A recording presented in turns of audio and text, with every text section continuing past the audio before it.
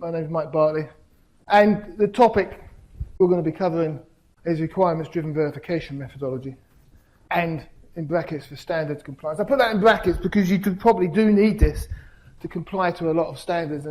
As Adam mentioned, we do a lot of work in ISO 26262, which is the automotive standard, but also avionics, medical as well. So these standards, as our chips move into more and more safety critical areas, this type of thing will come up more often.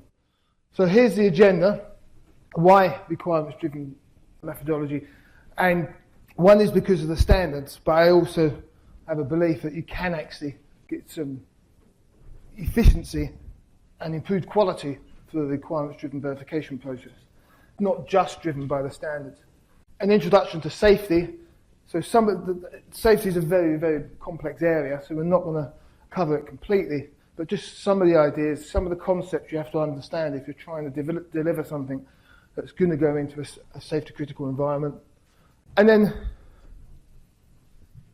this is the main idea, how can we actually use our advanced verification techniques for requirements-driven verification. So I started my career as a software engineer, a long time ago now, but it was a software engineer, and we were writing software, safety critical software, actually using a lot of formal methods, but requirements-driven as well. And it was a very linear process, and we used a lot of directed tests. It is very intensive, very manual, labour-intensive, writing lots of directed manual tests. So we worked closely with a company called Infineon, who deliver chips into automotive domain. And they already had a lot of what I guess we would call advanced verification techniques. I'll define what I mean by that. And they didn't want to throw those away. They wanted to keep those techniques, but also have a requirements-driven verification flow. And so we worked with them on a solution and how they could do that, and how they do the mapping from requirements down to things like coverage, proofs from properties, from formal verification, and how you can actually support that. So you can still go to when the auditor comes in and says, I want to check your chip is properly verified, you can actually then say, well, here's all the documentation, here's all the requirements, here's all the properties we've proved, here's all the functional coverage we've got, here's all the code coverage we've got, and it all maps back to requirements, and how you can do that in an efficient way. And we'll talk about the tool that we've built with them. And then some advantages. Again, I personally think there's efficiency advantages, and it's not just because you're trying to conform to a standard.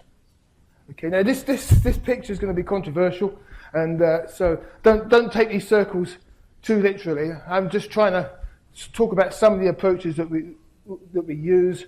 We just wanted to put them on the graph, and if I tried to get this picture accurate, it would take me a very long time. So in the past, when I started my career, and I was interested in talking to Erich, because Erich's the final speaker. Actually, Erich reminded that we first met in 1994, which was when I switched from software to hardware. And at that time, I walked into InMOS, which became ST Micro, and we were doing a 64-bit CPU at the time. And we were using directed testing. And that's all we had. All you had was directed tests. I'd just come from software where we'd used directed testing, but we also did code coverage. And we started a little research project with a company at the time called TransEDA, which I think has now disappeared. But for some of the older people in the room nodding, to introduce code coverage. And at the time, the code coverage the tool actually slowed the simulation down by 4x. So it was an interesting debate in terms of design efficiency next door, but the efficiency of the things we do is incredible, I think, from where we were 20 years ago. Anyway. And then constrained random, there's a little bit overlap because you can do directed testing from a constrained random environment.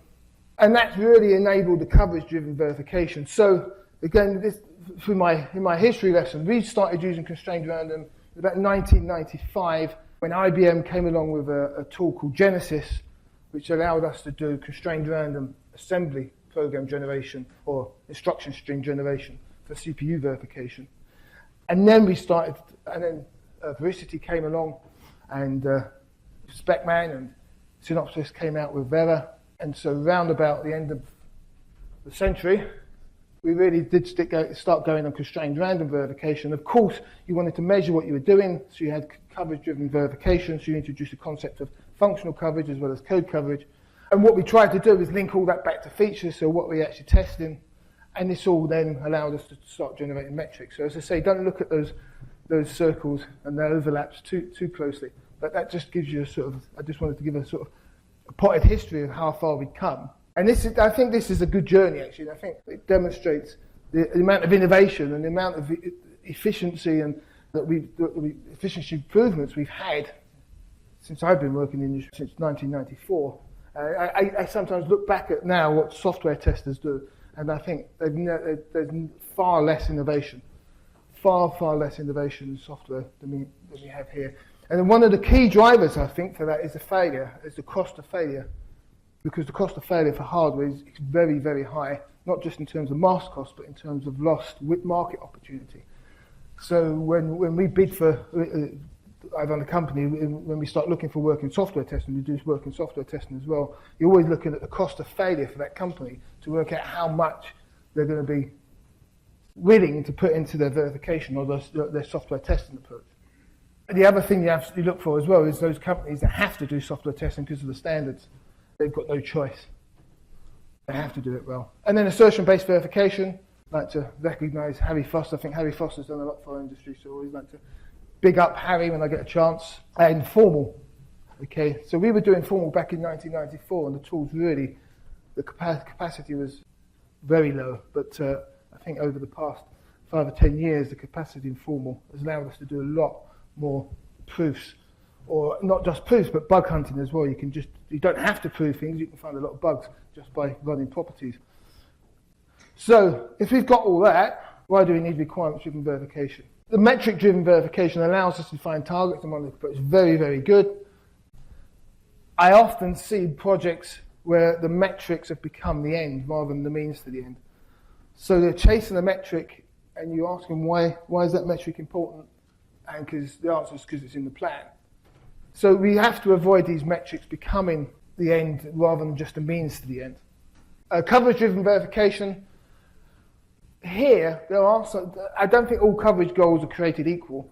Some coverage goals are a lot more valuable than other coverage goals. And again, you look at projects that have got these huge crosses, and because it's easy to define a cross, it's a couple of lines of code and you've got a cross, but you've just created maybe a week's work or more, especially when you have to try and get all the exclusions from that cross that you can't hit because you didn't analyse it properly. What we don't identify is the ROI on that coverage goal. Okay, and so I think to a certain extent it's become a victim of its own success where we chase these functional coverage goals without realising how much return on investment we're getting for those. And then feature-driven verification. So I like feature-driven verification because that allows, if you've got a particular protocol, you break it down to its features and you build up a nice coverage model, etc., etc. Are those features related to requirements? And so this is what this talk is about. How do we chase all that back to a requirement? Certainly in software, I asked a question in the panel about Agile, because we do work with a lot of companies in software do Agile, and some in hardware actually. It is becoming more prevalent in hardware. And you do try and chase things back to requirement. If you're doing something that isn't related to the requirement that the user wants, and you end up with a lot of over-engineering. One of the reasons you relate it back to requirements is to avoid this over-engineering, over-specifying and over-engineering our chips and our products. One of the other things which I like about requirements-driven verification as well is that it forces you to think about requirements much earlier in the process. So this is a sequential development flow. You can look at this is sort of software, but you can think of the hierarchy similar to hardware. And what we tend to do is we get our specs and we build a hierarchy of specs. So we've got our SOC, we know how to product requirements, our SOC, our IP blocks, or in software, similar flow. And you eventually get down to building units or IP blocks. So you're down there coding in C, or you're down there coding Verilog VHDL. And then you decide to come up the right-hand side. So it's a classic V, the V's there. You build your specs, your verification plans, and you come up the right-hand side, and at some point you might have to do some static analysis. If you're doing standards, you definitely have to do static analysis. But people tend to do it at the end when there's little value because they want to tick a box, rather than much earlier when there's actually a lot of value. You can actually do static analysis as you write the code, where it adds a lot of value. I think one of the people on the panel mentioned shift left, but that was maybe in terms of architecture, in terms of system modelling. But The software world talks about shift left in terms of doing this stuff early. Okay, so there's a subtle change here. We haven't started writing code. And actually, what you can do is start writing the requirements verification spec as soon as those product requirements are defined. And the requirements-driven flow enables this a lot more by thinking about the requirements up front. So as soon as you get that set of requirements, you start to think, right, how am I going to test that? What's my flow for testing that? What are the use cases here? And by deriving your specific verification plan or verification spec, your verification plan early enough, you actually give very good feedback on those requirements and you improve the quality of the requirements. And then you can do your unit build. Then it's a good idea to do the static analysis. And then you can actually start executing your plans. You come up with the right insight. I think, in my experience, the requirements-driven verification flow encourages this shift-left approach. I'm actually an advocate of iterative as well. I don't think I got very good traction with my question in there, but there are companies, and we work with quite a few companies who do iterative. And I think the concern about iterative in that tutorial was the fact that you've got a very long back-end process, and meeting timing and power requirements can be very, very difficult. But what companies who do adopt this is they do it via VHDL. And they do sprints on the HDL to develop particular features and verify those features as they go along. They quite often have an architectural sprint at the beginning to make sure they get the architecture right, but then they do start to do sprints, time-boxed, feature-based sprints that are verified. And their definition of working, if you're doing an agile world or certainly Scrum, you have this definition of working. You have to deliver working product at the end of each month, end of each sprint, and their definition of working is that the RTL, or if they're doing, some of them do System C designs. So whatever you designed in, that meets the verification regression at that point. And if any fail, they're logged, etc. But their definition of working is not something that's run through synthesis and back end. It's actually feature-rich RTL that's met the features defined for that particular sprint and passes the verification plan for that sprint. And there are a surprising number of companies that are adopting this. I'm not allowed to say some of the ones we work with who do adopt this. So that's just a bit of background on requirements, why we do it, where it's come from. This is a list of standards. I won't go through this list. I think the slides are available afterwards. So this is some of the standards which you may be operating in. And our silicon, the chips we design, are becoming more and more, are getting into these areas more and more so. So ISO 26262 is quite recent in terms of this. I think that's only 5 or 6 years old, whereas these avionics ones are very, very old. And in the past, people have been designing hardware for DO254 and DO178, but it's mainly been FPGA and not so much on the ASIC. So FPGA people have been dealing with this for a very long time, but their designs were never quite as complex as the types of designs we're trying to do now. And certainly here as well, you're getting much more ASIC rather than FPGA. So the type of chips that we're putting into cars now are very complex. The ones we're working with Infineon have 7 or 8 different CPUs, and they're heterogeneous rather than homogeneous CPUs. And then 100 pieces of IP all integrated onto a chip with all the power saving and the various clock domains. And you have to demonstrate that you've actually fully verified that and it's going to be safe when it goes into the final environment. There are some manufacturing implications as well. And I won't be touching the manufacturing implications, but you do have to demonstrate that if there's a bit error, then you recover from that bit error. We're going to go to court, but I think that was the issue with the Toyota Prius, wasn't it? There was a bit error that you didn't detect. There are some additional manufacturing steps you have to go through, but I'm just talking about design here. So this is the very brief introduction to safety, and it will be a bit of a rush through. Safety, it's a big area, but I'll hopefully give you some sense of the complexity of demonstrating that something, or complying to a safety standard.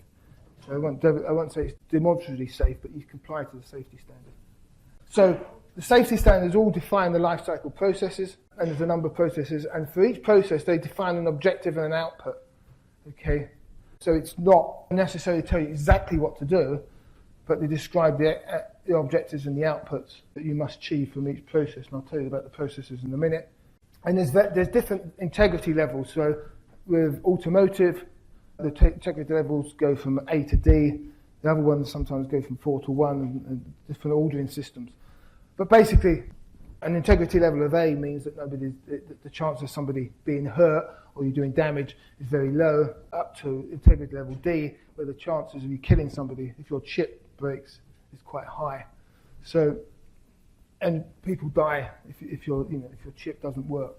So these are the various integrity levels.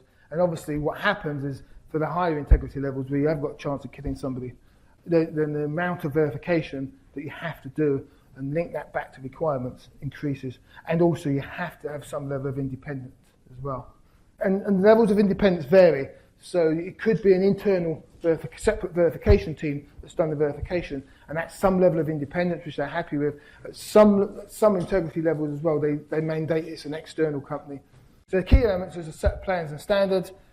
There's a well-defined set of requirements, and I think for some companies it's not always there, especially in the commercial world where you're trying to chase a market window, and it's deemed that the time put into requirements and specifications the return on investment on that time isn't sufficient that you write good requirements and specifications. But if you're working in a safety environment or safety critical environment, then it's mandated, so you have to do those things. You have to go through a set of reviews and analyses, okay, and produce documentation that you've done that properly. And the testing against the specifications, again, you need to demonstrate you've done that at different levels of hierarchies. You can't do everything at the system level. You've got the test coverage criteria, requirements traceability. So all your testing can be traced back to requirements. Okay, and that's a key thing. That's what we're talking about here. And as I said, some level of independence. And you have a lot of deliverables, a huge amount of deliverables. I won't go through them all there. They're fairly self-explanatory. Maybe just the bottom one here is that you have to demonstrate that you've actually followed the process that you set out you would follow. So you've defined your process and you followed your process properly. But this is what I'm not going to talk about. You've got hardware traceability data. So you can actually trace implementation as well as verification back to requirements. But we're going to talk about how you can trace requirements, verification back to those requirements. So some definitions. I'll run through these quickly. Again, they're slightly tedious. So requirement is a conditional capability to solve a problem or achieve an objective. It's something that the system must possess and must be documented. So IEEE define these standards fairly well. You have to identify who the stakeholders are in the product, and the safety standard can actually be one of the stakeholders as well, so or the safety requirements. And requirements engineering, the goal is knowing the relevant requirements, achieving consensus among the stakeholders about these requirements, and that's much harder than it sounds. So I'll talk about those stakeholders at the moment.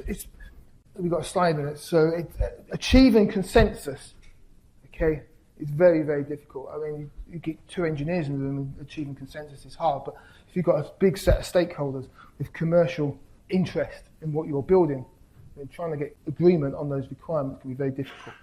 You have to understand and document everything as well. So documentation is a key part. And you've got a documentation trail as well, not just the documentation, but the whole documentation trail, which you can then demonstrate when the auditor walks in the room and says, I want to see you've done everything properly. You can get out all your documentation and demonstrate it's all been done properly. So there's a big documentation trail as well. And that can be done in an efficient way or an inefficient way, and we'll talk about the solution we came up with. Here's our stakeholders. They look very happy at the moment. I'm not sure they always look happy, but and there's some other, as I say, stakeholders may be the relevant standard as well. So stakeholders aren't always people. They're going to come up with sets of requirements, okay? And some of those requirements be owned by various stakeholders. It's already starting to become messy, but then the next step is to try and implement those requirements. And the mapping already starts to get very complex. And the difficulty, one of the major difficulties, is these mappings are extremely complex mappings. So requirement here, these are products as well, not just hardware. A requirement here may have hardware and a software element, and the product element. So you're trying to map these down to hardware and software. A particular requirement may be mapping onto several hardware features and several software features, and the combination then have to deliver that requirement. Somehow you've got to, proof of implementation is verification there. You've got to then demonstrate it's been properly verified or properly tested, and that may involve linking software test results with hardware verification results. And again, you can do that manually. You've got these separate databases of results. You can link them manually, but it's much more efficient if you've got an automated process for doing that. And then you have variants, reuse, and communication. So that's one product we're trying to build. So what happens when we work with Infineon certainly is that you get lots of products all going at the same time. And what you don't want to do is keep building new chips or keep defining new sets of requirements. So what you want to be able to do is build variants. So your high-end chip maybe go into the high-end cars, but you've also got a lower-end chip that goes into mid-range cars. And they do have common requirements, or maybe one car's got a sunroof, another car hasn't got a sunroof. What you don't want to do is create lots and lots of different copies of those requirements because they're linked.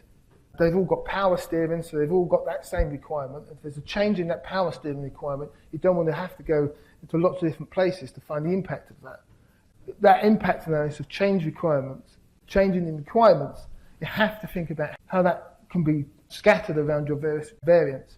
You're not just thinking about one particular product, you're thinking about the impact of changes across a variety of products or variants. So when we do our requirements engineering, our requirements management, you do have to keep that in mind. And this is one of the issues you've got. So these, again, we've got happy stakeholders. I'm never sure if stakeholders are that happy, but they've all got smiles on their faces at the moment.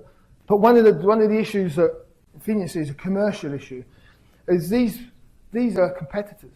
If you're making a chip and you're trying to sell it to Bosch and Conti, and you want to sell that chip to Bosch and Conti, what Bosch don't want to tell Conti what their requirements are. They see that as commercial confidence. What you've got here is now a set of requirements that you can't, and his or her requirements can't be shown to him or her. So you have to work out some way of sharing requirements, but only those that you're allowed to share back to the stakeholders to make stakeholders happy with it. And also, we probably all live in a world where there's multiple languages. We're actually just doing an avionics project in China. So you've got a set of requirements which have been written in Chinese, and then we're trying to convert them into English. And so there's a big translation process as well where I think the scope for misinterpretation. So there are issues as well. I've said that we've got this set of requirements, we trace it down, and now we've introduced this concept of variants where you're trying to make sure that impact across 5 different variants, you keep those 5 sets of requirements in line, the common requirements in line, and you've got conflicts between potential commercial oppositions in your requirements analysis, and now we've got language issues as well. You have to be careful about the data integrity. So throughout this flow, there's data passing all around the place.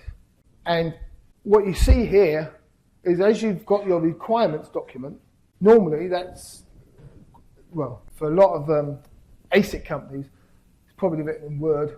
If you're in avionics, you may be writing that in DAWs. But then you have to turn that into a target specification. So somehow you've got to do this translation of requirements to specification across here. And you've got a safety concept, which I'll talk about in a second.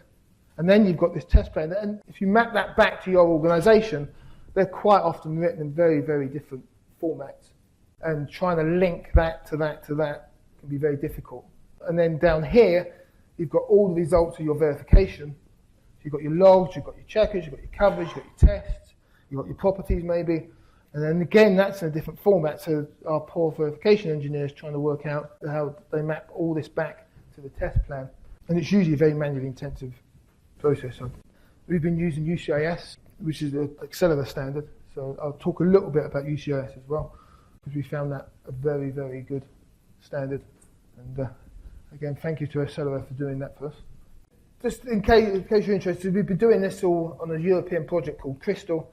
Yes, I'm from the UK, and we work on European projects. And what what you normally go around as well is you see companies do this in very different ways. So they have a very different structure for the way they handle requirements and the way they handle their test plans. They're all very structured very, very differently.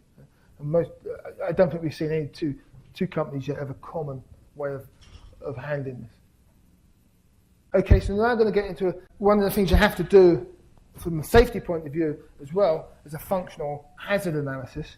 So this analyses the things that can go wrong and the potential threats within your product and how it can, it can potentially harm people or the environment. So we're looking at a functional hazard, and I'll take a particular example in a minute. So you're looking at functions that ensure the requirement is achieved. Okay, so you've got a particular requirement, and there's functions within your product, be they hardware, be they software, or combination, that ensure that requirement is achieved. And the failures are, well, the function doesn't exist, or it's incorrect. And then you do a situational analysis. When is that function likely to be used? Who's at risk? Who can be hurt by a failure? What we're going to look at here is a lane keeping assistant example.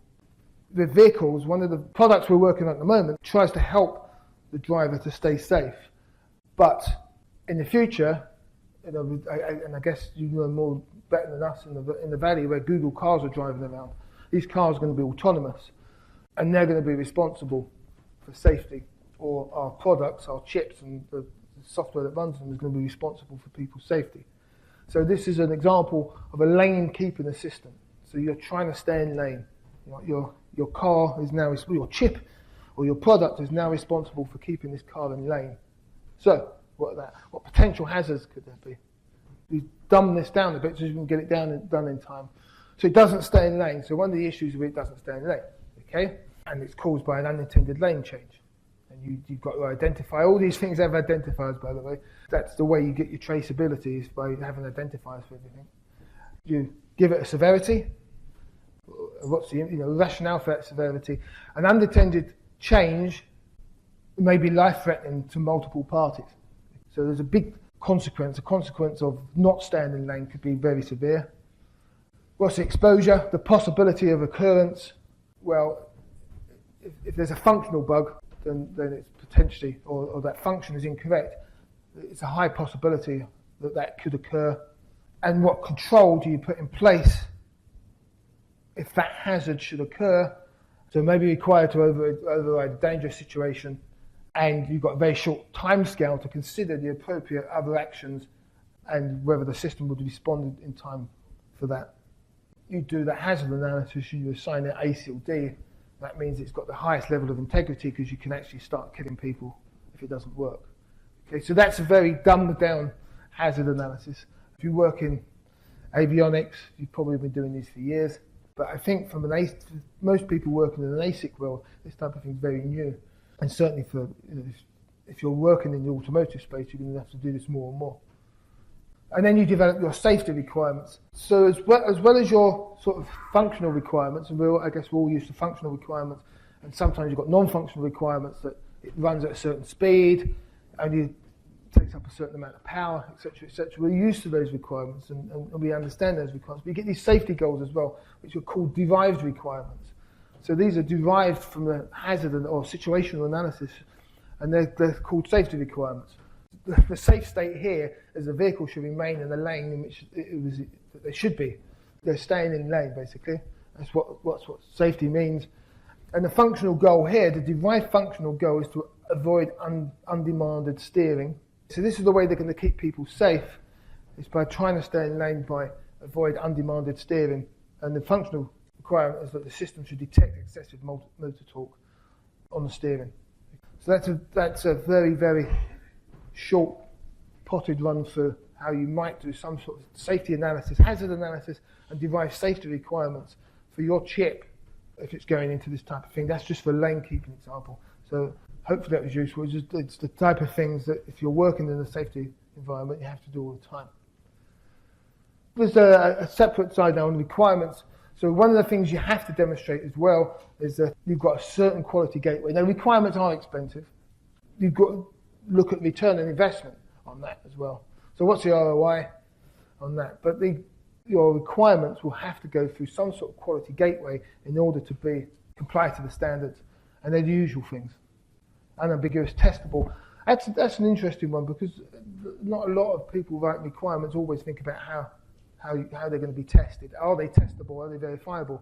And that's one of the things about shifting left, which you can do at the beginning, is you can make sure that those requirements, when they're written, are actually verifiable or testable. And then all the other nice things you want: clear, concise, correct, understandable, feasible, etc. Atomic. And they're very hard to check. And that's why I think, again, I like the shift left approach, because verification engineers crawling over a set of requirements actually can achieve a lot of those quality criteria, just as you try to write your test plan. Just trying to write a test plan on a set of requirements can actually improve the quality hugely. And the return on investment of that early verification planning is very, very high. And I guess we all see the graph. If you fix a bug in requirements, it costs you $1.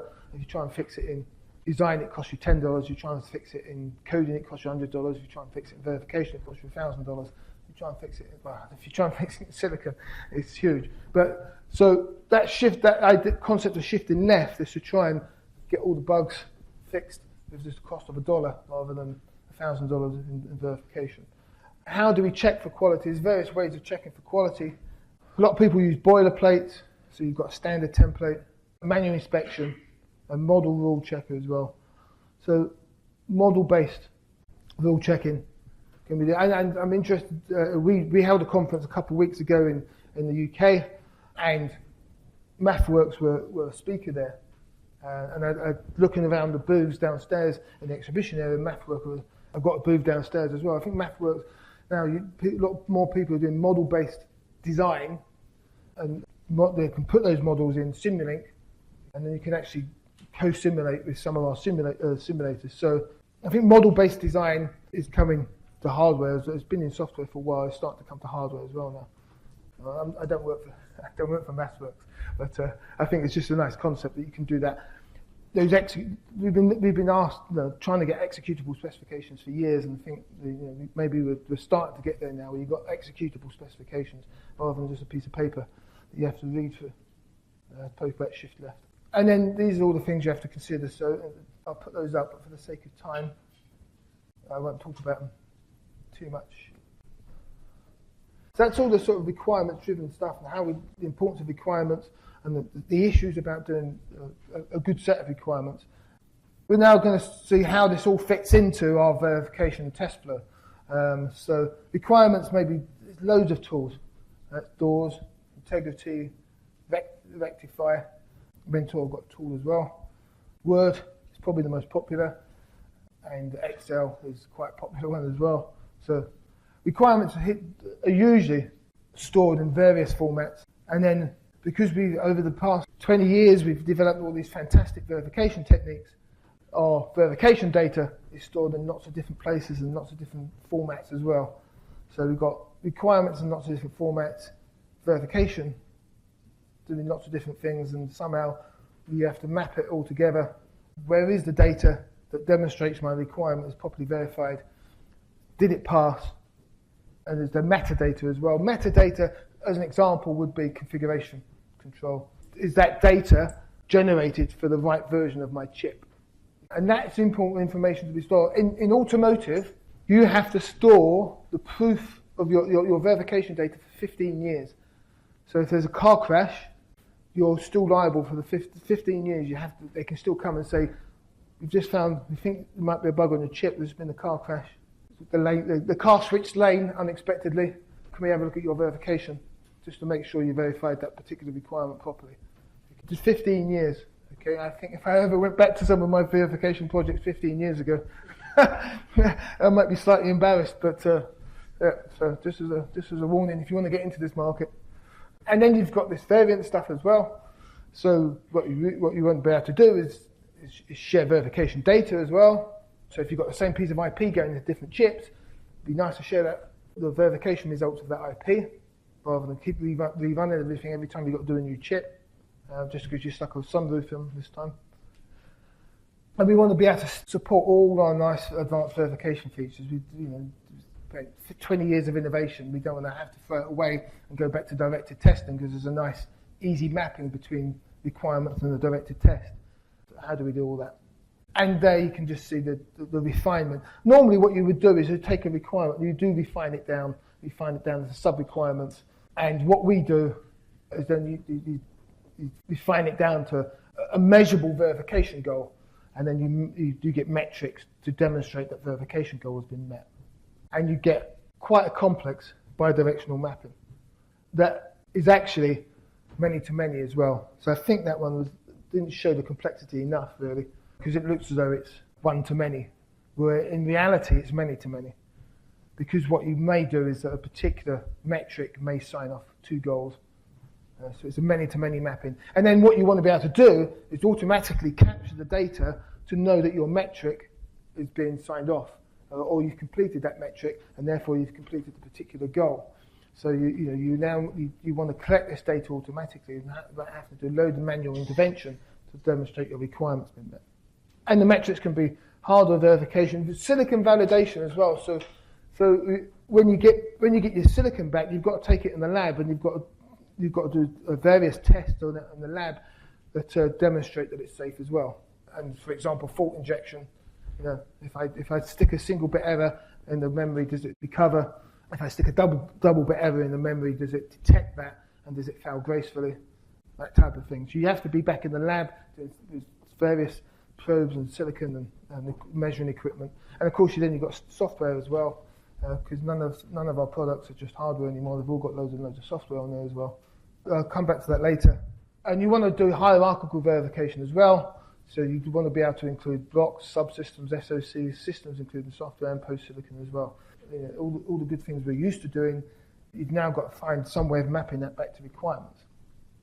And the way we've done this with a tool called a SureSign, but there are tools available as well. But what I wanted to do get into now is how we've done this with the Accelera UCIS. So I wanted to talk about UCIS a bit, because for us it's a huge leap forward. UCIS, it allows us as an independent company to build tools for companies that allow them to access information from a variety of tools into a database, and allows them to sign these requirements off. We can now take data from Mentor and Cadence. Infineon do a lot of formal verification as well from a company called OneSpin. OneSpin support UCIS, so all of a sudden you can actually pull in information from dynamic simulations and static property checks into one place. It allows, for years, PhD maths, and so my career started on formal verification.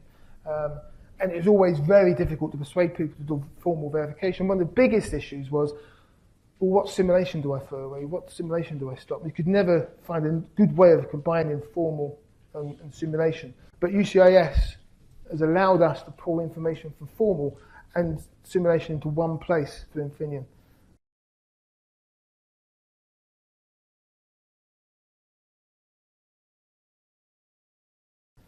So I'll talk a bit about UCIS. This is an Accelera slide from a couple of years ago, so I've just borrowed this. I thought it was okay to do that. It's an Accelera conference. And the motivation here was how to pull all this information and access all that information that you get from your simulations or you get from your formal tools, how to access all that information and build coverage metrics from that. So not just always rely on the Cadence and Mentor visualization of that data, but access that data yourself and build your own visualization tools. Basically, it's an API. It's an API, so the vendors don't have to change their database formats. They conform to an API which allows you to access the data that's in their databases. There's a UCIS file down there. There's our tool up there. We've got a load of simulation results which we want to access. This is going to be another quick run through UCIS for those interested in thinking, oh, I might use UCIS. Maybe I should write my own tool, or my company could do with its own tool built around UCIS. You open up the database. Once you've opened up the database, you can transverse it. There's two ways of traversing that database. Either you can actually do it yourself, or basically you let the library do it, and you do a call, and it gives you callbacks on every significant point as it goes through that database. So basically, you've now registered a callback to the database, and it transverses the coverage database for you, and then calls back on significant events, initialization, change in design unit scope. When it comes across a test data history object, there's a change in defines what the scope is, comes across a coverage item, and it ends the scope, etc., ends the DB. So as it transverses, these are significant events on which you get a callback. Okay, and as you get that callback, what you can then do is it will give you the information from the database. Hopefully, those words are meaningful to you, and you can get that information out the database yourself. And then what we do is then we classify that into functional structure and assertion. Separately, if it was a one-spin database, we'll classify it as formal. We will look at the instance and module coverage as well. We can classify that information and then define a kind for that, and then the aggregation coverage items as well. And we pass that back into our tool. And then within the tool, you've got all the information you need now: coverage kind, coverage name, simulation path, file name. It might be hard to read as well, but you've got all these get functions. You can get various information, you get scope type, you can get string property, and etc., etc. What we do is we squirt that into a MySQL database. What you've then got is a database of all the information you need. And within the tool then, what we do is we map the requirements, the features, and the goals onto those metrics which you've sucked out of the UCIS database. So now what you've got is a way of taking all that advanced data you get from the advanced verification techniques and through an SQL database, mapping it onto the requirements, the features and goals that you've defined for your particular project. It's historic as well. The other thing you can do is, because you maybe you'll be running regressions every day, maybe you're running this every week, you get a history, and therefore you can plot that history as well, and you can see the progress of the project. How am I doing in terms of my? So I guess what people are used to is you're used to seeing progress in terms of functional coverage, code coverage, test passing, or properties passing, assertion coverage, assertions passing, etc., etc. But that's a very, very much verification engineer's view of the world. What you can now do is see the progress in terms of the requirements. So how many of my requirements have I now fully verified? I always think that's a very different way of view of tracking progress. As a verification engineer or verification manager, you like all that verification data, but it's much better if you're actually tracing progress in terms of, I had 100 requirements, now 90 of my requirements are now fully verified. And the people, architects, the people owning that chip say, okay, don't care about the other 10 requirements. Let's just tape with those 90 requirements and we'll forget the other 10 requirements. Okay, that's quite powerful to be able to say that in terms of time to market. Now, if you're doing safety stuff, then you have to look if there's a safety impact of ditching some requirements. But it's still possible to ditch requirements and safety as well, as long as they're not safety requirements. There is an advantage of requirement-driven verification. So I think there is commercial advantages in requirement-driven verification, although it's for safety there's an imperative. Advantages, I've talked about a lot of that. I think impact analysis is interesting. So if you said, if your manager come along and said, time's tight, I'm thinking of dropping this requirement, how much time do I save in verification? To answer that is sometimes really, really hard. But if you just went and said, well, actually, this is all the verification I'm doing for that particular requirement, and this is my plan, it saved me a week, you could get that answer very, very quickly.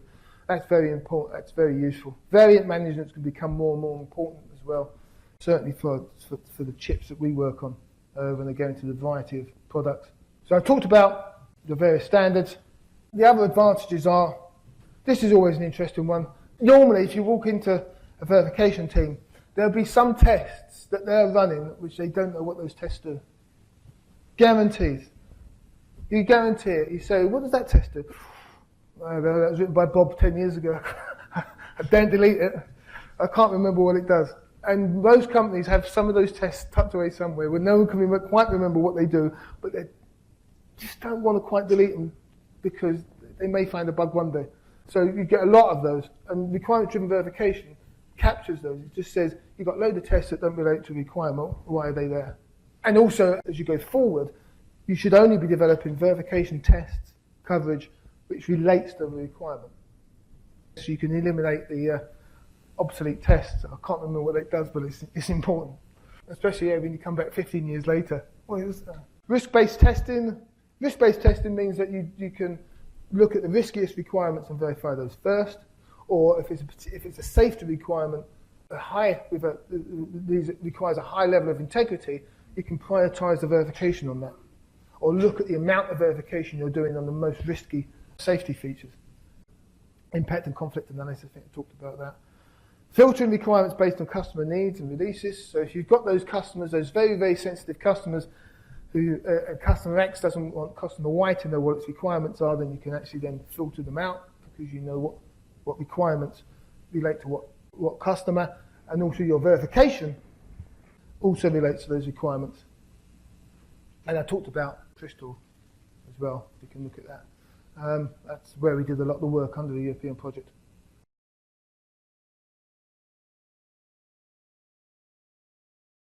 So my name's Kyle Newman. I'm a senior mixed signal DV engineer at Texas Instruments in Dallas. And today I want to talk about the UVM Reg methodology and how that methodology can be leveraged to take advantage of the reuse of it and apply it towards coverage automation and mixed signal simulations. So I want to start out with just an overview of UVM Reg and what it is for those of you that aren't familiar with it, and just kind of an overview for those that are. And I'll talk about the automated UVM Reg generation, the support tasks associated with it. And then I'm going to go into this concept of what I call phantom coverage registers. And this is the real meat of what this presentation is going to be today. I'll just leave it at that, and we'll discuss that more later. And then I'll talk about the PCR test bench architecture, how it can be used in mixed signal environment by giving some examples, and so showing how the coverage can be collected and how it can be used to actually provide stimulus for the simulation. And then we'll just go over some conclusions and go into a discussion and feedback. So what are UVM Reg components? So the UVM is just a standard class, system Verilog libraries and tasks and all the coverage and everything that's needed to actually model the register space in a device. And these classes, they're developed by Accelera, exist, and then what the user provides then would be a register specification that exists in the form of an Excel spreadsheet and defines everything about the register space needed to actually model that.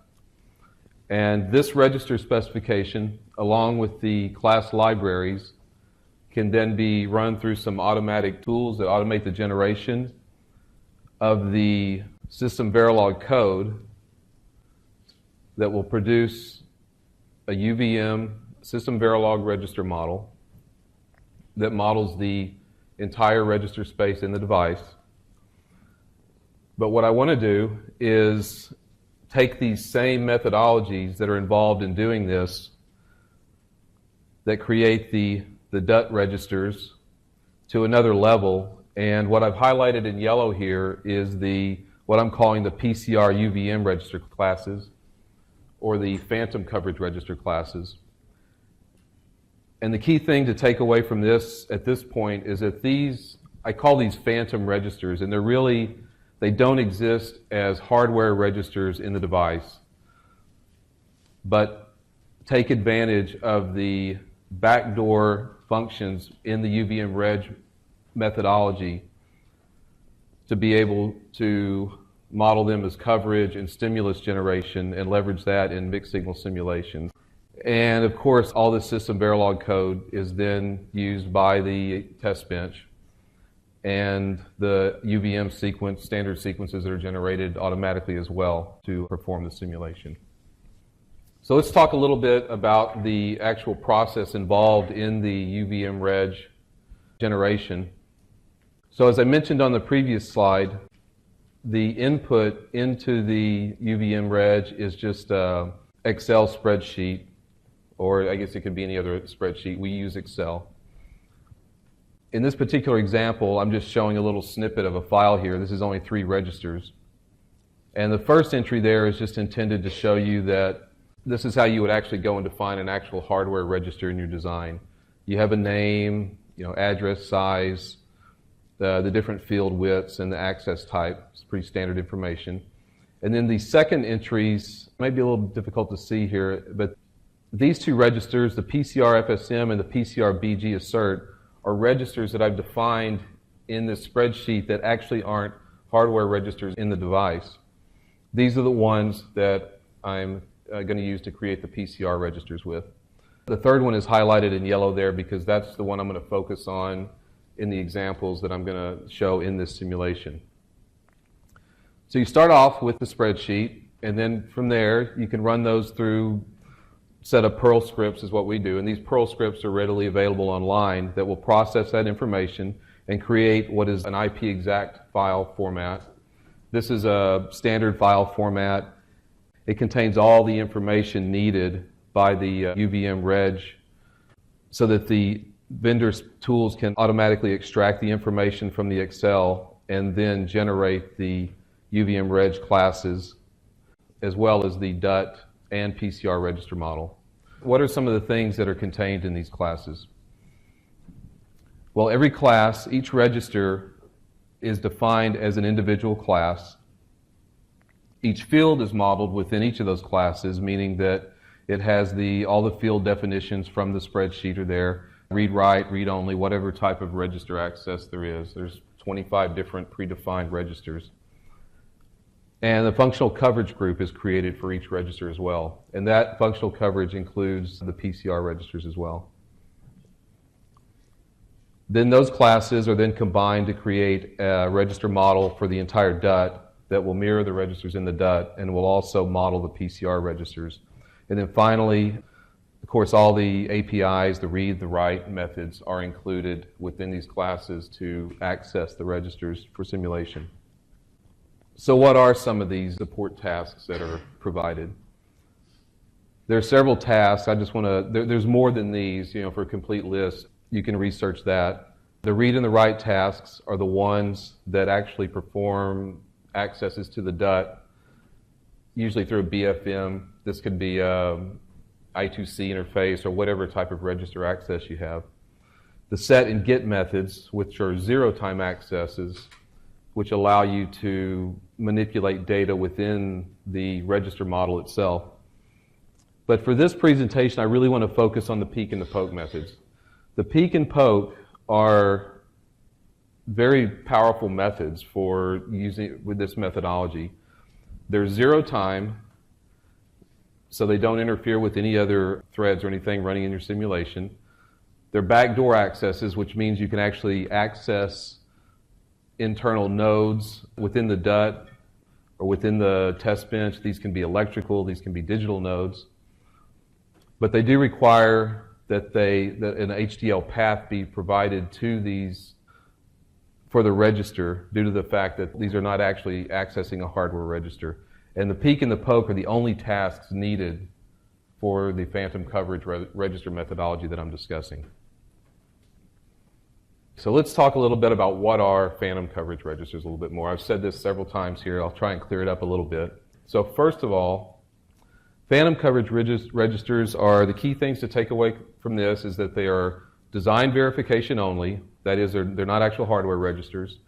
They're for coverage collection, and you can also use them for dynamic stimulus generation, which means these registers can actually be polled or accessed in a simulation, and that information can then be used to modify the stimulus on the fly. PCR registers, as I mentioned, they're not hardware registers, so that requires that an HDL path be defined for each bit or field in the PCR. Using peek and poke accesses on PCRs are zero time. This is very helpful in simulations. Just as I mentioned earlier, it doesn't interfere with any other aspects of the simulation. And it can be done on analog as well as digital signals. And these signals can be not only driven but monitored as well within PCRs. And so one nice benefit is that the coverage is automatically collected whenever the peek and the poke accesses are called.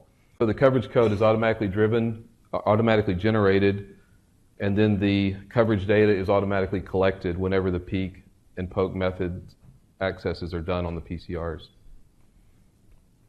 So a little bit more here. So the HDL paths for each PCR, it's extremely flexible, because the nice thing about it is, since these registers don't exist, they're not hardware registers, the bits within these registers can exist anywhere within the design. It can be an electrical, a digital node within the design. It can be within the test bench, but it allows you to pull these signals together and actually represent them within a single register, which, as I'm going to show later, is very beneficial when you're collecting coverage. They're defined in the Excel spreadsheet, which it makes it easy to capture the registers as well as maintain, and then they can be quickly regenerated in the environment as things change throughout the design cycle. PCR bits, they can represent a state of a particular node, or they can even represent like the output of an assertion or a pass-fail status from a checker or an assertion. What we've done is we use system Verilog assertions for the digital and PCL for the electrical. And finally, the status bits, I think I mentioned this earlier, but they can be polled or checked by an assertion to automatically change the stimulus on the fly, which allows you to recreate corner case conditions or any kind of interesting scenarios that may be difficult to get into otherwise. Okay, let's talk a little bit about the test bench architecture. So the key point of all this is the coverage data, and all I'm trying to show in this is that the PCR BG assert, this is for a band gap example that I'm going to be showing in just a minute here. But the point is that these registers can be created in any way you want, so that it allows you to group functions together within registers so that they can be easily tracked and covered. Another thing that's nice is these registers, there's no really size limit to these registers as well. That's all comes from the spreadsheet, but they can be as large or as small as you need them to be. So let's look a little bit at the code that comes from this. So this is just a sample, just a snippet of code that comes from the class. I'm just trying to demonstrate a little bit of what it creates. So this is a class for this PCR bandgap BG assert register. It has a field valid in it. There are actually other fields, but just for simplicity, I'm just showing this one field, valid, which is the output from the band gap. There's a coverage group in here, which collects coverage on that bit, and then there is a function within it called sample, that every time this sample is called by the peek or the poke method, it'll sample the data in this register and collect coverage on it. So what can access this code? This code can be accessed from the test case. It can be accessed from checkers. It can be accessed from analog assertions. It can be accessed by the digital assertions. But the key to it is that all these different things, you could have assertions and checkers everywhere in your test bench. All these different things are accessing it.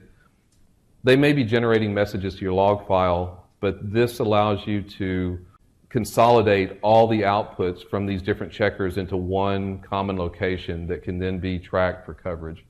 And then, as I mentioned before, the key to this is that these all happen in a zero-time environment so that you don't have to worry about it affecting the simulation or something being missed. So what are some of the benefits of PCR methodology? First of all, it leverages the existing UVM reg methodologies, which is, they're readily reusable. I mean, I've done this a lot, and you can create that spreadsheet and generate this stuff in just, a matter of an hour. It seems like you can have all your UVM reg stuff there. The PCRs are defined in the Excel spreadsheet. Coverage.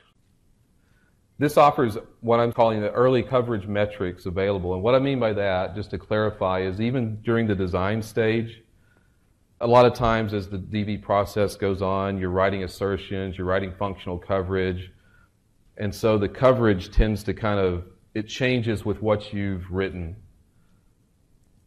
as it goes on. If you define the spreadsheet and create these PCR registers up front, you actually have an accurate coverage representation showing you what all the goals are going to be from the very beginning. So it kind of gives you a more complete picture of what the coverage goals are as they fill up, rather than a reflection of what the coverage is of the code that you've currently written. It also gives you secondary cross coverage. Because you lump related signals together in a single register, you can now perform cross coverage of that. For example, like A to D and D to A type information. Normally assertions, you're not going to get cross coverage of conditions within that, but this allows you to do that, as I mentioned, with the grouping of related assertions. The internal node visibility. Lots of times you may not have visibility at the layer you're looking at to do all the checks and collect the coverage that you need. Being able to find the HDL paths and maintain those in a separate spreadsheet, it gives you visibility to the internal nodes. And the nice thing about that is if these HDL paths are defined within a spreadsheet and not necessarily buried within the files in the test bench, if the design changes, the hierarchy changes, you can change these HDL paths in a common location, and it doesn't require modification of the system Verilog code or the test bench. So the test suite is independent of the HDL paths. And then finally, here the dynamic stimulus generation. This is a really powerful feature we found, is that the test stimulus can be modified real time based on feedback from the PCRs for corner case testing. So right now I'm going to go through just a simple example of a band gap test bench that I created. This is just a standard system Verilog UVM environment inside the UVM test. And then this part in here, this is represented by the code that was automatically generated. The register model, and then it contains, I'm only going to focus on this PCR band gap assert register. I've also included the dynamic stimulus generation module in here because I'm going to demonstrate how that works. So this band gap, it's has a 4-input trim that varies from 1.25 to 1.4 millivolts in 10 millivolt increments. And it has a output reference voltage and then the trim input. Also included in this test bench is a V unit, which contains a PSL assertion that validates the output of the band gap based on the trim and the reference from the voltage, or the band gap voltage reference. I want to point this out here that this output, this is a band gap, and I've shown this as a dotted line because what I've done here is this is a Verilog AMS model that I've created for this band gap. And I'm going to use a dynamic stimulus to actually adjust the current reference within the model. And that gives me a way of actually characterizing the band gap and actually trying to determine what the best parameters are within that to be able to meet the design requirements for the trim and the voltage range. So the valid output from the assertion is captured within the PCR BG assert register. And then finally, the valid status within the assert register is being monitored by this dynamic stimulus generation, which would then allow me to adjust the current reference within the band gap. This can be thought of as just a simple voltage regulator, if you want to look at it that way. So here's a piece of the code. This is actually the test case that I created just to illustrate an example for collecting the coverage here. So because we're using the UVM status, it requires that I have to declare UVM reg.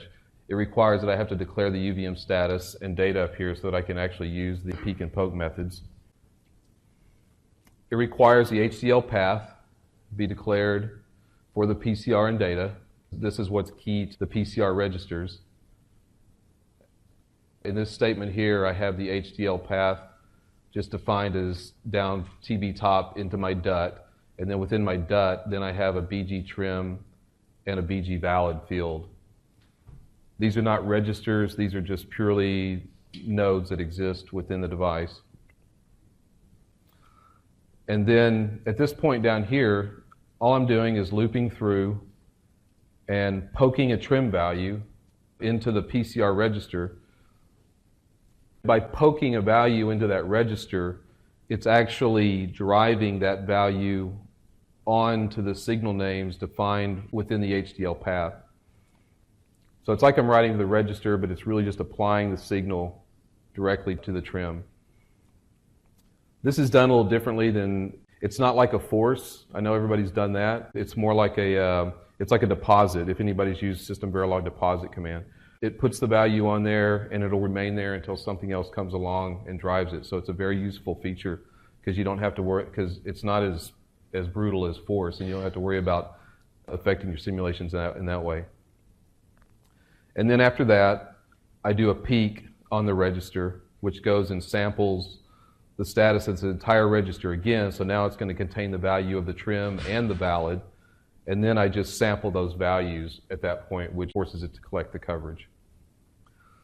This just shows you the results of the simulation.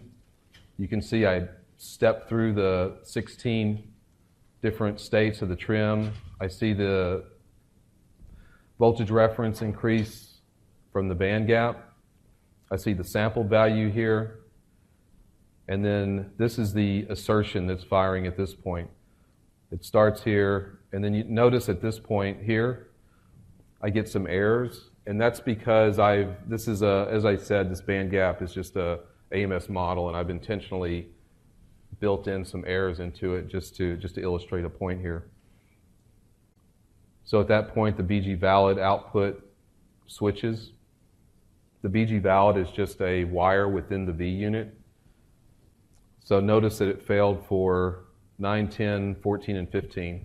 We'll come back and look at that in just a minute. And then here's the same waveforms, but what I've added here is I've actually created the PCR register, and I've shown the signals that make up that register so that you can kind of follow them. Notice that you have the trim values and the valid within the PCR register. And because I've captured all those within the register, it's going to allow me to do cross coverage between those signals, which is something that you would not normally be able to do within an assertion. So let me just show you some of the results of the log file here real quick. So this is just a snippet from the log file. I'm just really trying to illustrate the fact that the assertion fires. So I poke a trim, I peak a value and it passes, and then I poked another value here, and I peaked here, and I could see that it read back a 0, so it failed, and we see that the assertion fired. Based on that failure that occurred here in 9, I've adjusted this current reference into the regulator. And by adjusting the regulator, you see that at 10, where it previously failed, it now passes. The main thing to take away from this is I just wanted to demonstrate the point that I was able to read back a state from the BG valid, based on that, dynamically adjust the stimulus in my simulation and cause a point that previously failed to now pass. This band gap example, you could use techniques like this to characterize the band gap. You could run it at different corners, PVT, and you can adjust parameters within it to actually characterize it. This is something that we found very useful. So let me show the coverage collection. So on the previous slide, I showed where I built this BG assert register where it contained the trim values and the valid bit 4. BG valid is updated whenever that sample data is called for the PCR BG assert. Here's an example of the coverage code. So this is what you would see generated automatically from UVM Reg.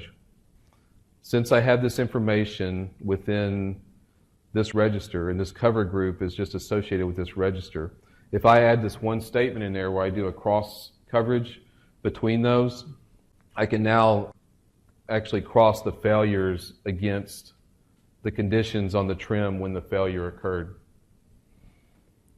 So let's look a little bit at that coverage. So here's the results. So you can see that our trim and our outputs are both at 100%. The cross coverage was only at 75%. And looking over here at the coverage buckets, if you can read this, it's 9 and 10, and then 14 and 15 where they show up as 0. That's where the coverage failed.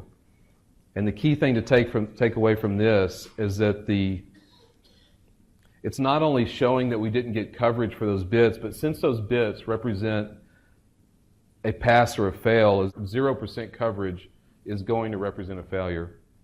So with this methodology, anything less than 100% not only means that something wasn't covered, it means that a failure occurred. So in conclusion, PCRs are created in the design planning stage, which, as I mentioned before, I think this is a very powerful technique because it allows you to define and capture exactly all the coverage metrics and actually be able to display those coverage metrics to your management or whoever early in the design process. They're easy to manage because of the nature of capturing in the Excel spreadsheet and because they're grouped together. Sometimes you have hundreds and hundreds of assertions in these designs. Just think that if you could actually take those assertions and sort them and group them together and manage them like that, how much easier it would be to analyze coverage results. They allow for dynamic stimulus generation for critical corner cases or interesting cases. And then finally, the PCRs, they leverage existing DV methodologies, which are primarily the UVM, and they leverage the PSL assertions, the SVA assertions, the V units. There's a lot of existing structure that's out there that these things are. I'm just basically taking these and working off that to really kind of bring these worlds together in UVM and some of the analog methodologies that are already existing. I have a list of contributors here. These are my teammates that have kind of reviewed this for me and given me feedback, as well as everybody else that helped get me here.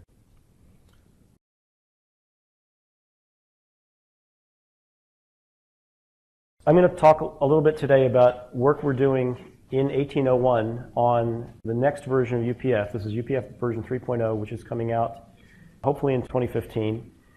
We'll be going into ballot fairly soon.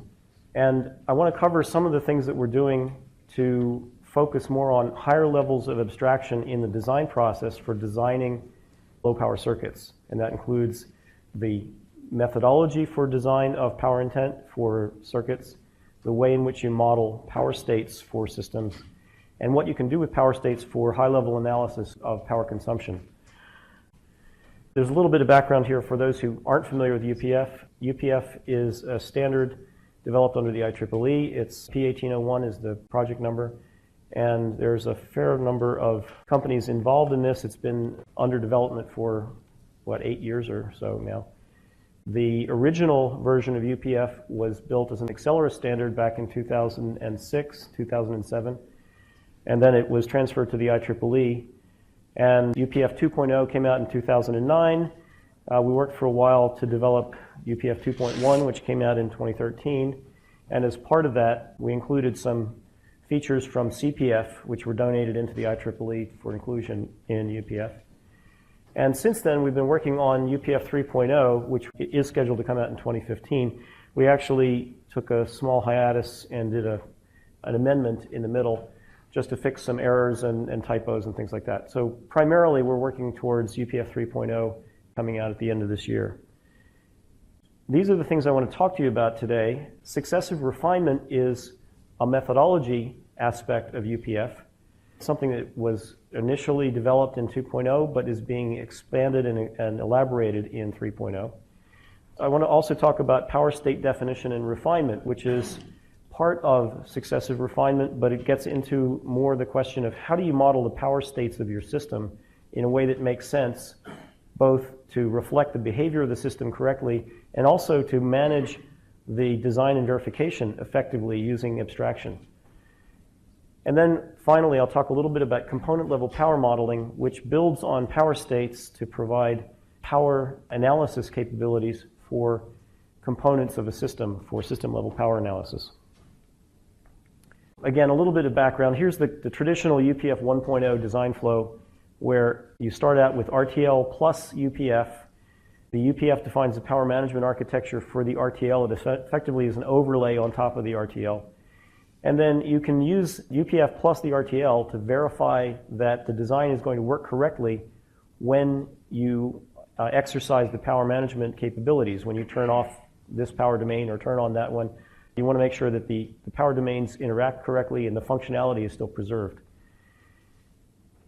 You can then drive the implementation process with this same collection of RTL plus UPF, and that goes through synthesis, place and route, etc.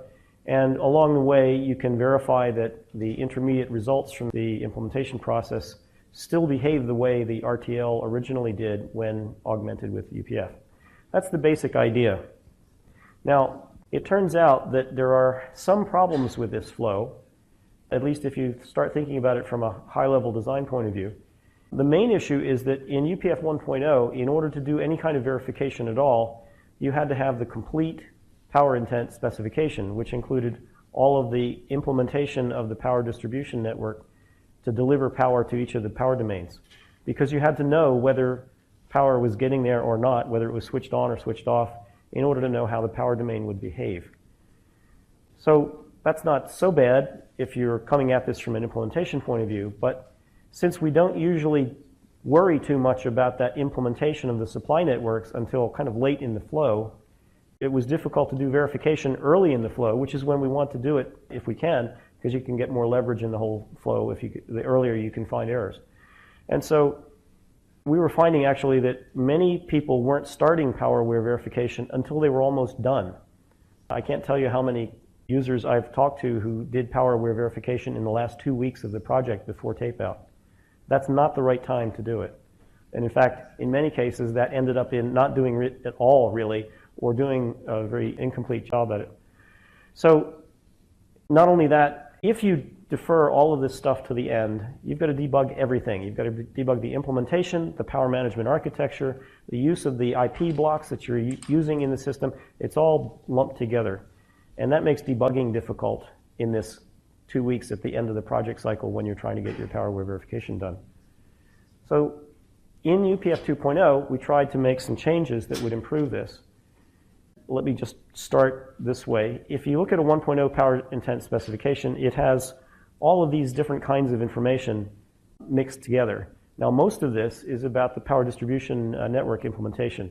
So supply ports and nets, power switches, port states, power state tables, all of that is about how you're delivering power to the various parts of the design. And since they were all mixed together, it was not easy to focus on one part or another. And in fact, there are some information we'd like to have that isn't even there, in particular, information about how IP should be used in a system, when you're going to be turning the power on and off, or turning off the driver of some net that's going to be received by this IP block. All of those kinds of constraints that you'd like to know about aren't expressed in UPF 1.0. And so what we decided to do in 2.0 was partition UPF into layers. The first layer is a part that describes IP usage requirements, and we refer to that as constraint UPF. And you can think about this as a separate file containing constraints about how an IP block should be used. And then the second part is configuration UPF, which is how I'm going to build this system that is incorporating some IP blocks into it, and how I'm going to power manage my system in a way that meets the constraints from each of the IP blocks. The nice thing about this is I can check the constraint UPF against the configuration UPF and make sure before I even get into the implementation process that I'm not misusing any of the IP, that I've designed a system, a power management architecture for my system that will not inherently fail because I've tried to do something the IP block cannot do. There are many situations in which failures in reality have come from trying to turn the power off or turn the power on in ways in an IP block that the IP block cannot support. And we'll talk a little bit about what kind of aspects trigger that situation. The constraint UPF plus the configuration UPF then can be verified itself without any implementation details. I can make sure that the logical aspects of the configuration of the power management architecture will work correctly with my design and with the IP blocks I'm using before I even get into the implementation details. And then ultimately that can feed into the implementation process along with the rest of the implementation UPF, which deals with the power distribution network, the target library, and various other technology-specific pieces of information. We can do this in UPF 2.0 because in 2.0 we've added capabilities for specifying IP usage requirements. We've also added the ability to split apart the UPF into different pieces, start out with a part of the UPF and then update it later with more information as we go through the flow. Now, as I said, this is in 2.0. In 3.0, we're making this a little bit more complete and refining some of the details to make it work a little bit better. This is a capability that is not widely understood in any case, so we're kind of trying to bring it to the fore in 3.0 and encourage people to adopt this approach. So here's what it generally looks like. The IP creator will provide the RTL for his IP, of course, but along with that, we'll provide a constraint UPF file. And that is actually part of the IP. It travels with the RTL and is delivered to the customer who's going to use it in some system. That end user then builds configuration UPF for the system. The configuration UPF loads the constraints for each of the IP blocks that it's using. Immediately, we can tell whether the constraints are being met by the configuration for the system. The user can verify that this system will now work correctly, just at the logical level, freeze that golden source, and then hand it off to the implementation flow. With the addition of implementation UPF, now we're back to the same flow that we had for UPF 1.0, but we've added to it. The right-hand column is the implementation flow, and across the top, that row is the incremental development of the UPF power intent that goes into the implementation flow. So that you can think of this as a design process, as from going from the IP design through the system design logical architecture, and ultimately including the implementation of the system before doing the actual implementation itself. If you look at the UPF commands that are involved in these various steps, you can see that UPF 1.0 commands tended to be focused on the implementation details. There were a few commands that were used earlier and are used earlier in this flow, but most of the commands in implementation are UPF 1.0 commands. The blue ones are UPF 2.0 commands, and you can see that we've added a lot of capabilities to express constraints and also to express configuration in a logical form before you get to the implementation details. One of the nice advantages of this is that you can split up verification. I've already mentioned that we can check that the constraints are captured or satisfied by the configuration. That's kind of a static check. Even beyond that, I can take the various IP blocks with their constraint UPF and build my system with the logical information about the power management architecture in the configuration UPF, and I can already do power-aware verification. This verification is technology independent. There's no information about the implementation details yet, but what there is information about the control structures that will control the power management of all of these parts of the system. And so what I can do at this stage is verify that the system is going to work in a technology independent manner and know that if there's a failure, it's a failure in my architecture. It's not a failure in the implementation. I haven't done the implementation yet. So I can focus more strongly on the logical aspects of the design at this stage and postpone thinking about the implementation until a later stage. When we've added in the implementation UPF, we can do verification again, and this time in a technology-dependent manner. And so now I can be thinking about whether the switches are turning on at the right time and whether I have the right technology cells out of the library and the right locations for them, et cetera. By splitting it up into two different phases, each phase can focus more strongly on either logical or physical implementation details, and that makes the debugging process easier. And of course, you can do that before you get into the implementation flow, which hopefully will reduce the likelihood of a problem in the implementation. Okay, so that's what successive refinement is about. I've skipped over a lot of the details. As I mentioned, it's in 2.0, it's being elaborated in 3.0. What I'd like to talk about next is power state definition and refinement. And this is a part of the problem in successive refinement, but again, I want to focus strictly on the power states at this point. And first of all, what it means to define a power state. In this case, we're talking about power states defined with add power state, which is a UPF 2.0 command that is evolving even further in UPF 3.0. Those of you who are familiar with UPF may be more familiar with power state tables and the UPF 1.0 model of power states.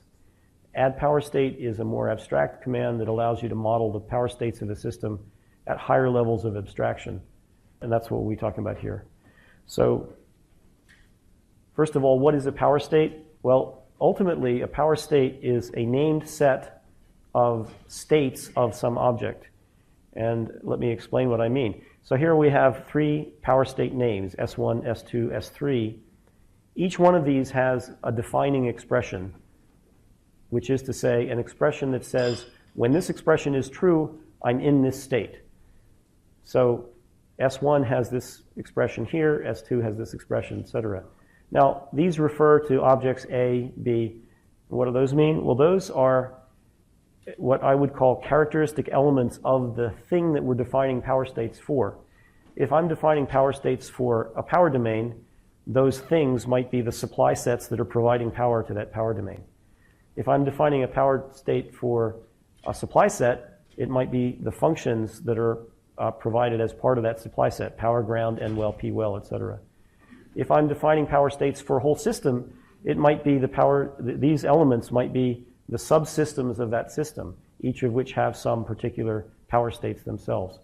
Essentially, what we're doing is dividing up the state space of the object, defined in terms of some elements, by creating predicates that say, if I'm in this part of the state space, then this expression is true and I'm in state S1. Now, there may be some don't care elements in the whole system, so it's not necessary to refer to all of the elements that are characteristic of this object. Ultimately, you can have multiple object states satisfying the defining expression of any one power state. And so you can see that what we've done here is partition the state space of this object with A, B, and C as its elements into three power states, S1, S2, S3, and that covers the whole space. This is what we're trying to do with power states. In fact, when we use the word state, we usually mean that we've defined states that are independent of each other and are mutually exclusive. That's part of the notion of a state in a state machine. It turns out that UPF power states are not inherently mutually exclusive. And that's the root of the issues that we've been running into in UPF 2.0 that we're addressing in UPF 3.0. For example, let's talk about what you can do with these sets of power states that we were just talking about. If you look at the state space for an object, the maximum state space is the set that contains all of the possible states of the object. And there are some legal states in there. There may be illegal states, which we'll come to later. And then you may be able to say, I'm in this state, which is, say, the on state, but I might also be in some more specific state, like on turbo or on high speed or whatever. So there are nesting of states that are possible in this formulation of power states. Essentially, when you define a nested state, you're saying that this is a state that satisfies some additional conditions besides those that the larger state satisfies. And so effectively, we're refining a larger state by adding an additional condition for the inner state. And that's going to become important in a minute. I'll show you how. There's also this notion that the inner states are more specific than the outer states. UPF has a general concept that more specific things take precedence over more general things. If I wanted to say, what state is this blue dot in, this particular state of the object that I'm defining power states for? Well, it's in this blue state here, and it's also in the larger box outside of it. But the blue state is more specific, and so we want to give precedence for to the blue state because it's more specific. It's a more exact description of what power state this object is in. In contrast, the outer state is a superset of this inner one, and that's a more general state. There are places where that's actually a very useful concept. And in particular, what this is really getting at is that when you define power states using UPF, you're basically just defining predicates, and those predicates can be all true at the same time or one true at a time. There are various ways in which they can overlap. This all has to do with whether the power states you're defining are mutually exclusive or not mutually exclusive. And it turns out that we need to be able to use both mutually exclusive states and non-mutually exclusive states for different things in the same design. And sorting out these concepts has been a large part of what we're doing in 3.0. So just to complete this, when you divine up the power state space for something, you can create these legal states.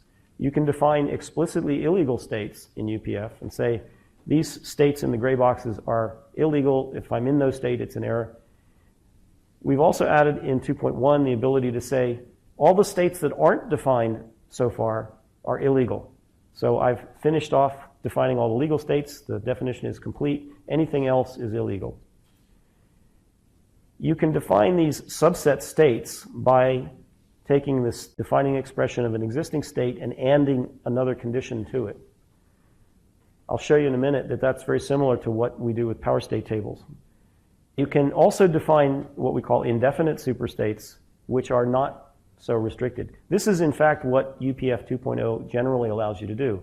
But because it creates overlapping states, it kind of mixes up the ideas of mutual exclusion and non-mutual exclusion, and it leaves it to the user to figure out what the relationships are. So what we're doing in 3.0 is recommending that this is still allowed, but we're recommending that users avoid defining these kinds of indefinite states and stick to definite states and refinement based on adding new conditions to existing states. You can also take an existing state that's already been defined as a legal state and make it an illegal state. This is especially important for composition as you go up the hierarchy, because a legal state for some module may be an illegal state for an instance of that module. There's not a whole lot that you can't do, but that includes the following. You can't create a legal state in the illegal state space. Once a state or a portion of the state space is defined as illegal, you can't go back to being legal. I can't create a legal state inside of that illegal space. That's just not allowed.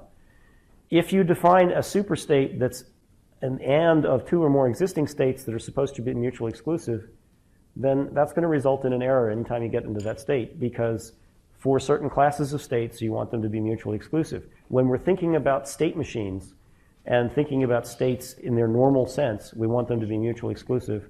And so you don't want to define superstates that would be a conjunction of two mutually exclusive states. This is all kind of abstract, and I hope it gives you the general impression of the theoretical underpinnings behind UPF power states. The important aspect is that you can use them to model the kinds of power state structures that you're likely to find in typical hardware. This is a representation of power states that are defined in the ACPI spec for a processor-based system, where there are 4 top-level states: working, sleeping, soft off, mechanical off. The working state has a refinement called away mode, and the sleeping state has 4 substates: power on suspend, CPU off, etc. So I've just shown that in this diagram here, and to relate it back to the previous diagrams, you can think of this all states object up here representing the whole state space of the system. And that's been partitioned into working, sleeping, soft off, and mechanical off. These are mutually exclusive fundamental states of the system. But some of them have substates. So sleeping, for example, has S1, S2, S3, S4, and these are effectively contained inside of the sleeping state. Obviously, if I'm in S1, I'm also in the sleeping state. So this is contained inside of sleeping.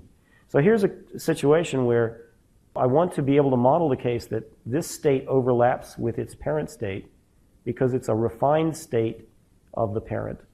But this state, sleeping, doesn't overlap with working because these are supposed to be mutually exclusive.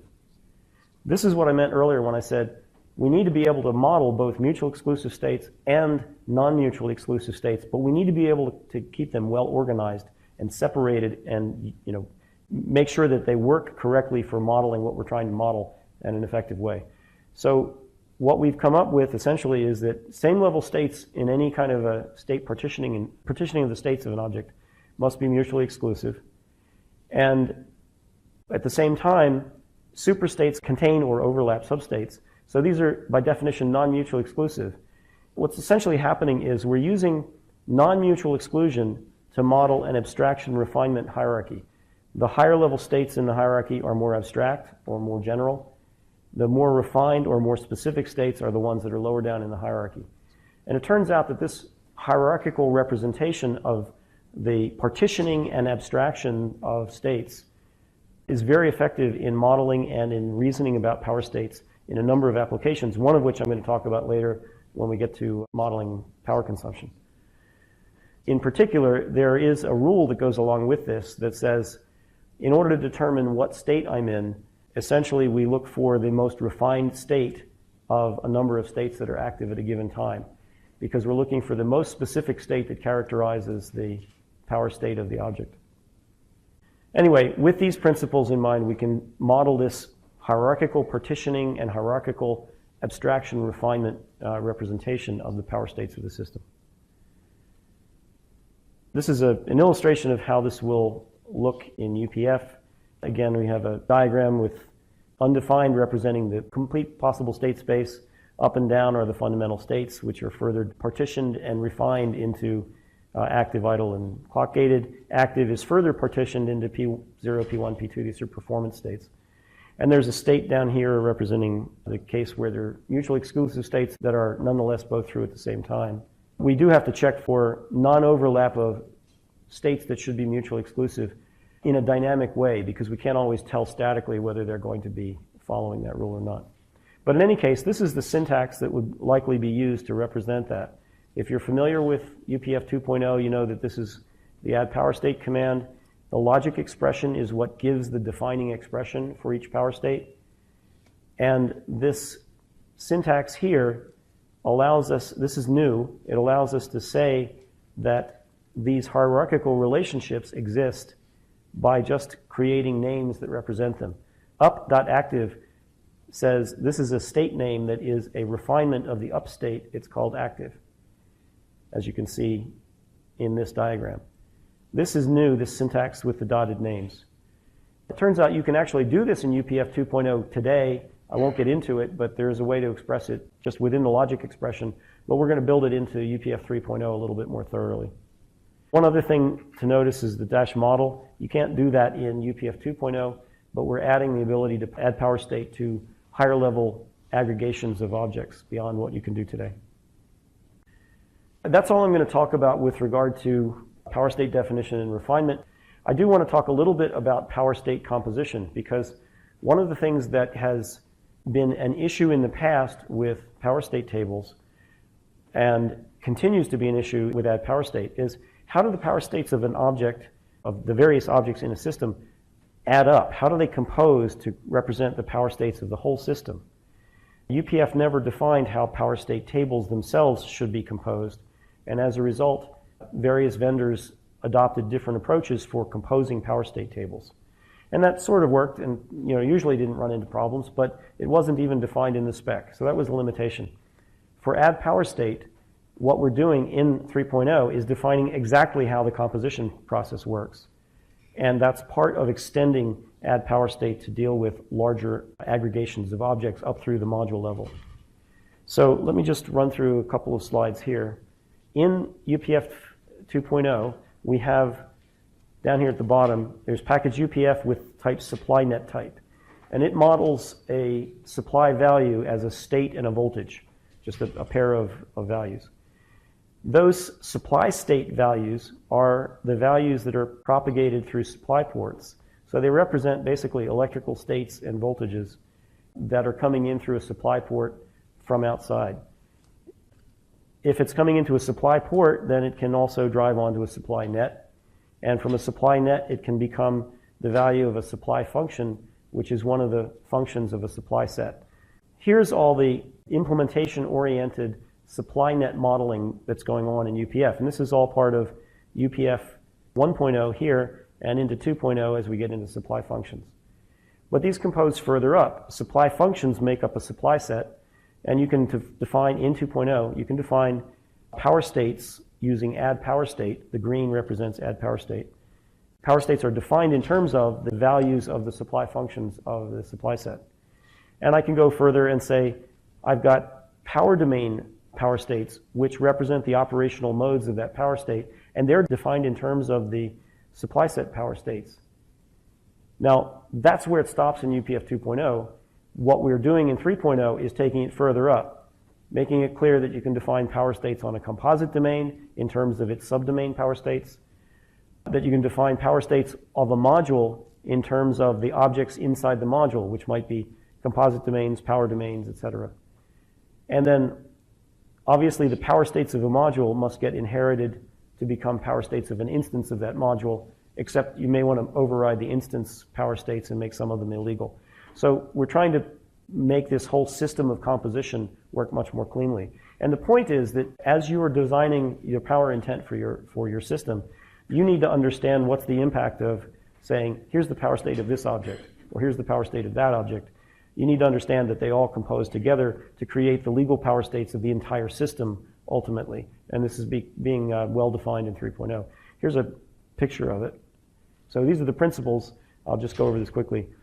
The main point is that fundamental power states of a given object have to be mutually exclusive. We already said that.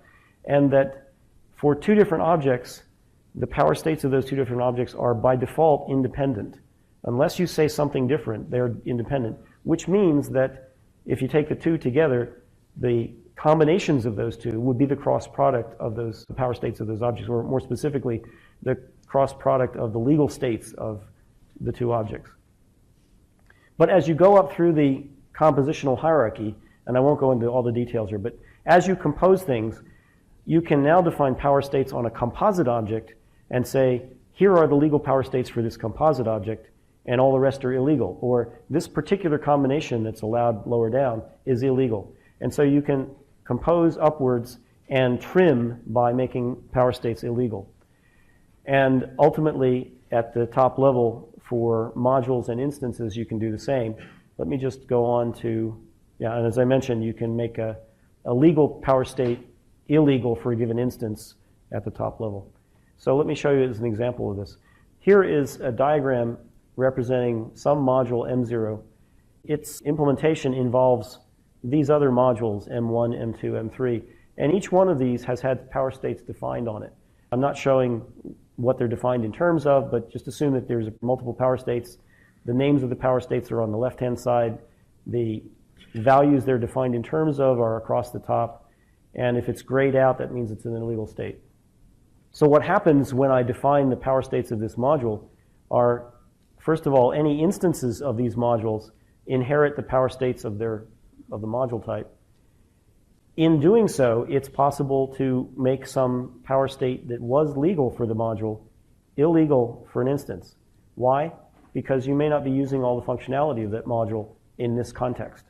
And so you may need to trim the legal power states for that object. The same thing's been done here, as you can see. The bottom one has been made illegal. I can also define power domains in this module and define power states on those objects. So here we have power domains 0, 1, 2, 3. And then I can create composite domains, which basically put power domains back together, or put them together and treat them as a whole. I can create composite domains that refer to other composite domains as well as to power domains. Here I've said, I'm furthermore going to say that the states of this composite domain that I've enumerated are all the only legal states of this composite domain, which means that some combinations of these are now illegal. So as you can see, I've trimmed out a whole bunch of possible power states of the system by saying nothing else is legal other than the ones I've enumerated here. We also have a new concept called groups, which is something like a composite domain, but it isn't limited to domains. Suffice to say, I can again group things, whether they're instances or domains or composite domains.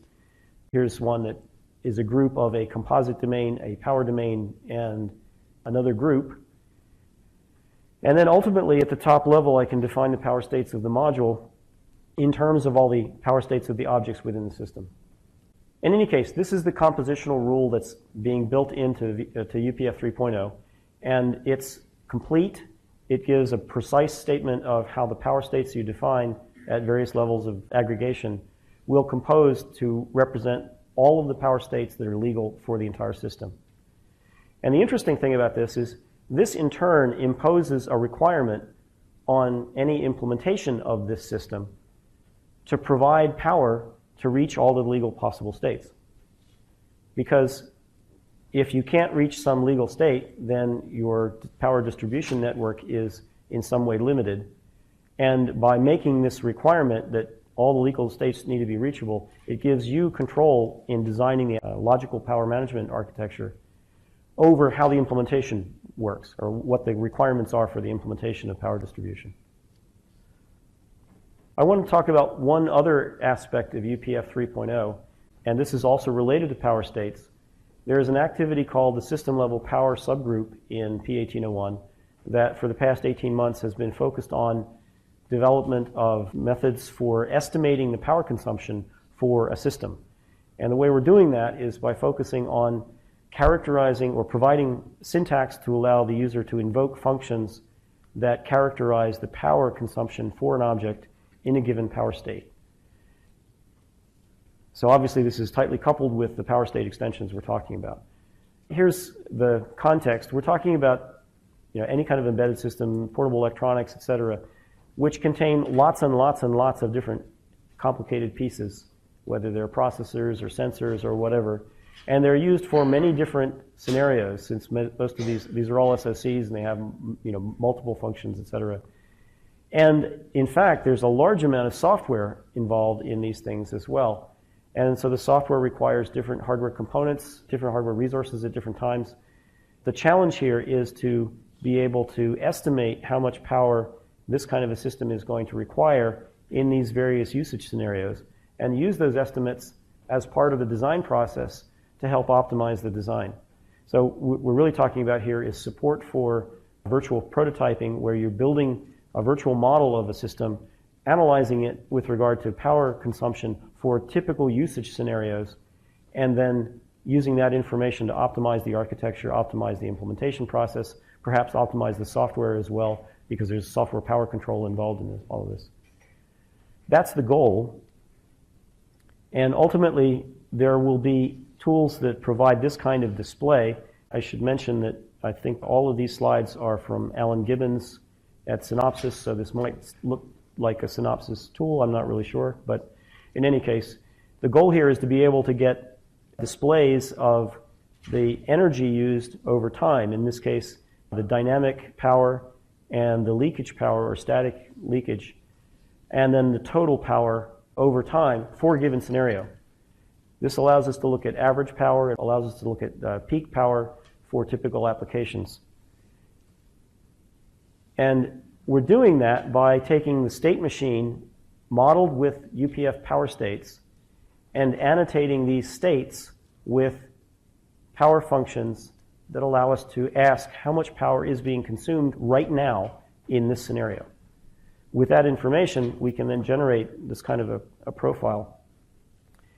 And we can generate it from either a functional simulation, even an RTL simulation, or a high-level behavioral simulation with, say, with System C, or even just with a script. Some people use like Python scripts to drive power states into the model in order to evaluate the particular sequence of power states with regard to power consumption. So in UPF 3.0, we're taking the following approach. First of all, there are three components to the model of power consumption calculations that we're looking at. The first component is power state enumeration. So we're talking about using UPF power states here to model the steady states of an object. We're also modeling transient states. It turns out we're going to be adding a command for modeling essentially transitions that might become transient states if the transition becomes non-zero in length. And for each of both the steady states and the transient states, adding a power dissipation function which can make a call out to some other mechanism, whether it's an external algorithm or a database or whatever, to retrieve information about power consumption based on various parameters for this object in this power state. And then the return value is both the static power and the dynamic power used in this state for this object. These functions are PVT independent. The information about process voltage temperature is going to be contained in the power consumption data, which is probably going to be in a database somewhere. We're not addressing this part now because this is often proprietary information, or the algorithms for computing it based on parameters are proprietary. So we're focusing only on the representation of the power dissipation functions per state and the enumeration of the states, with the assumption that tools will have a separate mechanism for providing the power consumption data and the computations based on those. And then, of course, the third aspect of this is power state activation. You need to be able to put the system into the power states that are involved in a particular scenario in order to query the power consumption at each stage. And that can be done, as I mentioned, either in a functional simulation, whether it's an HDL simulation or System C simulation, or in a sequencing of power states driven by some scenario in a script. So in UPF 3.0, we're addressing just this part. In fact, just that part is complicated enough to get right, especially dealing with transient states and steady states.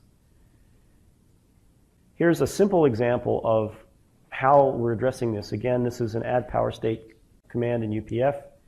Here again is -model, meaning we're applying it to a whole component of the system. And as before, we have the various states, and there will be a power expression option which allows the user to either specify a function that takes parameters and goes off and retrieves values or computes values, or just a list of static and dynamic values as literals for early use before the complex information is available. The interesting thing about this is that, as I mentioned before, these are hierarchical states, right? So I can be in state P0, and I'm also in state active, and in that case I'm also in state up, because this is a refinement of that one, which is a refinement of that one. And all three of them have power functions associated with them. So which one do I use? Here's where the precedence rule that says take the most refined state and use that power function comes into play. Take the most refined state as the current power state. We're using the same precedence rule to select the power function to use, because the assumption is that for a more refined state, you'll have a more precise and more accurate power function for that state. In fact, there's some very interesting things you can do with this that we're in the middle of discussing right now, where in some cases you may want to model the power in some state with an assumption about an event rate, how often a transaction comes in, for example. You may then want to refine that model and actually have a power function for each transaction that can factor in the actual duration of each transaction. And it's very simple to use this refinement mechanism to conditionally add that more refined state that does the more precise computation, and either include it or not, depending upon how you want to model things.